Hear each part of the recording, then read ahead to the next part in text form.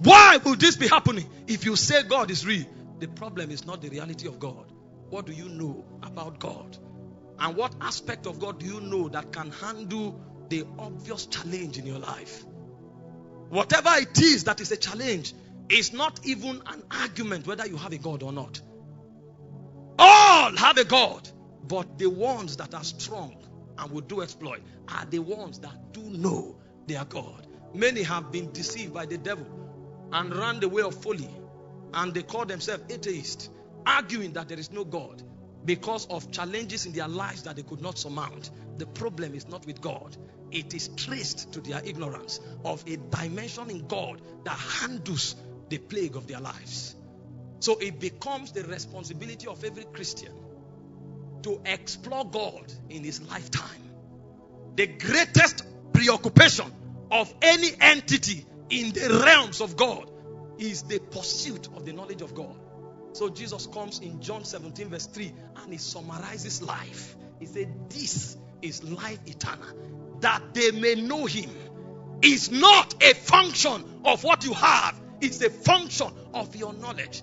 Because all things that pertain to life and godliness have been given to us, but it is obtainable only through the ginosko of God.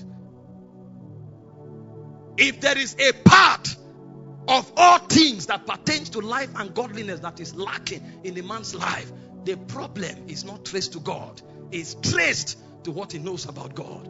This is life eternal, that they may know him, the only true God. But the devil is a wicked spirit. Part of the advantages that he has is the fact that he was a creature of the presence. He was a being of the presence. So he understands how to rob a generation of what they have in God.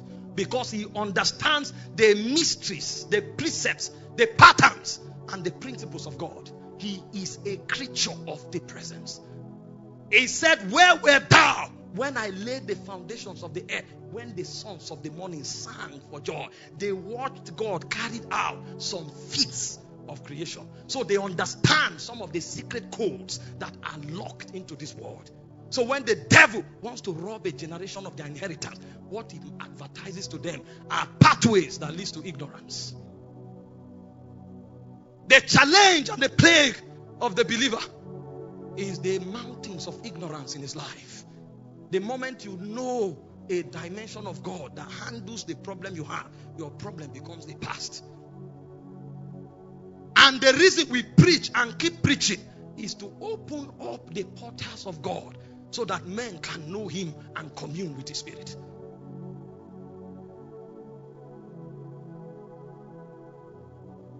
He said, you were in Eden from the day of thy creation until iniquity was found in you. Until iniquity was found in you. He said, out of the multitude of thy merchandise, you corrupted thyself. So he knows what to do to be darkened. There is a multitude of a merchandise that brings about darkness of the soul. And it comes to educate generations upon generation the way of darkness.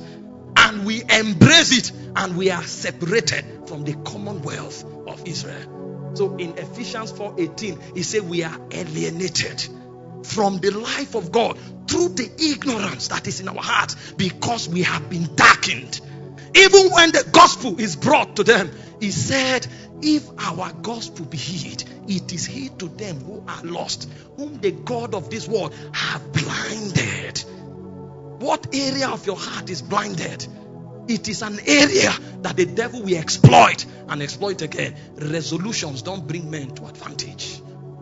It is the knowledge of God. Because knowledge does not bring knowing. Knowledge brings freedom. He said, and thou shalt know the truth, and the truth shall make you free. The moment knowledge comes, you don't know so much, you become so free. Yeah.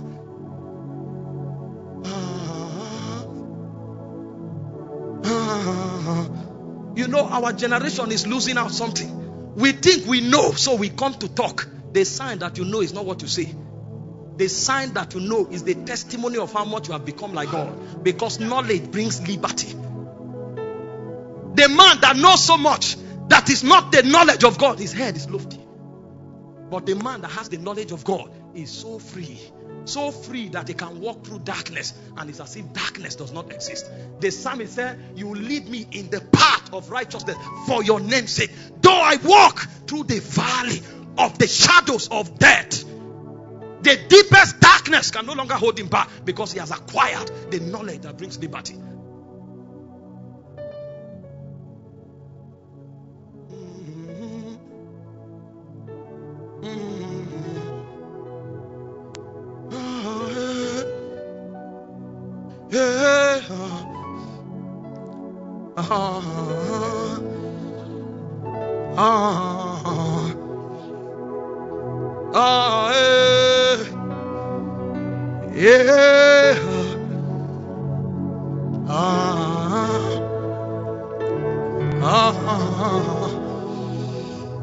A few weeks ago, an angel of the Lord came to me, and he caught me up into the spirit and began to show me some of the things God wants to release to our generation. And he said, God wants to release grace, God wants to release strength, and God wants to release wisdom.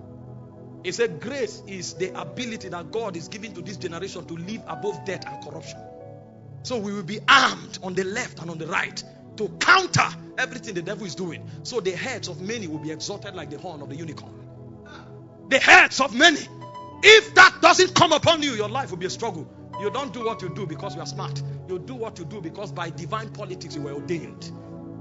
And when that grace comes upon your head, whether the devil likes it or not, you are exalted like the horn of the unicorn. He said this is one of the spiritual commodities that is given to this generation, and many have been numbered.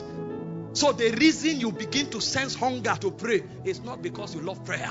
There is a wisdom from the mountains of Zion that is sucking you to the place where you interact with grace. Because that which God has to offer is on the mountain. So blow the trumpet in Zion. Sound an alarm upon his holy mountain. So when that hunger comes to fast, you are hearing the sound of a trumpet. The angels that are part of your calling and were commissioned with you from Zion, they are beginning to suck your reality. So your spirit man begins to tell your natural man, come brother, there is a key on the mountain waiting. There is a key. It's a summon to deep places, because only them who travel to the deep can see the wonders of God. Graces have been allocated. So angels, creatures of heaven, are wooing men to the presence. Wooing men, sucking them into prayer. It looks as if they are useless. Many are distracted with the pursuit of life. They are pursuing things because the devil brings anxiety as a burden and put on their shoulder. We don't run by speeding. We run by waiting. So it doesn't matter who moves first. The guy can labor and go forward. Wait for me. When I touched that grace, it said the hand of God came upon Elijah. He outran the chariots of Ahab. It doesn't matter if you are running on the chariot of the king. What is the grace on your head? When it comes, forget it. You will lead your generation. God is releasing graces. Many who are numbered, they are not aware.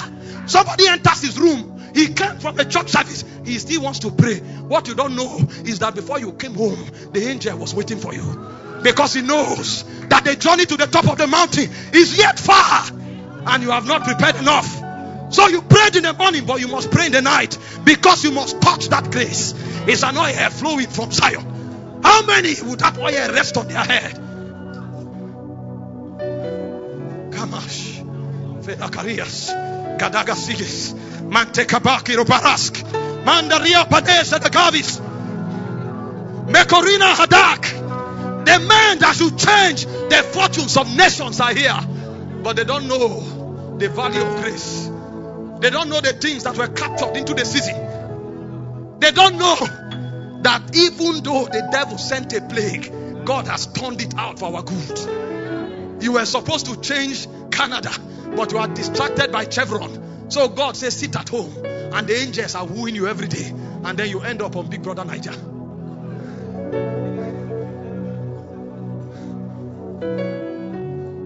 He has seen you, and he discovers getting to the top of the mountain will take 8 months. So it began in January, but you spent January to April watching a program. So even when you continue, you will not reach the top unless by mercy. We stand up, we say it's our generation, it's our generation. And we're on Facebook chatting from morning till night. We don't know. Gosh.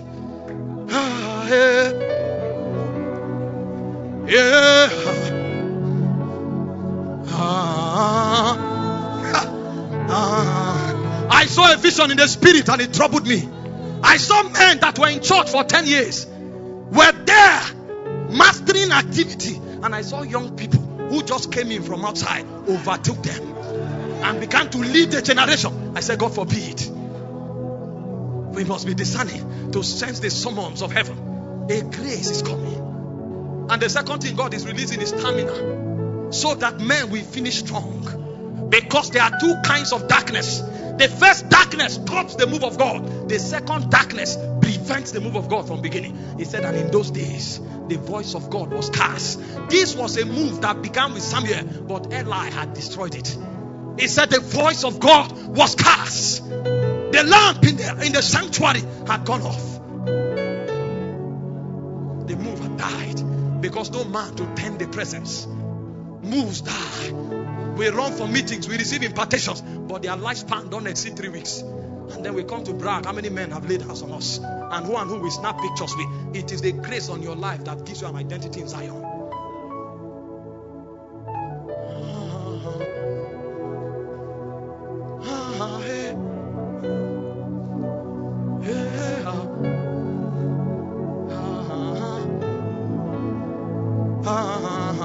What if you went to Zion and they told you you are the Elijah of your generation?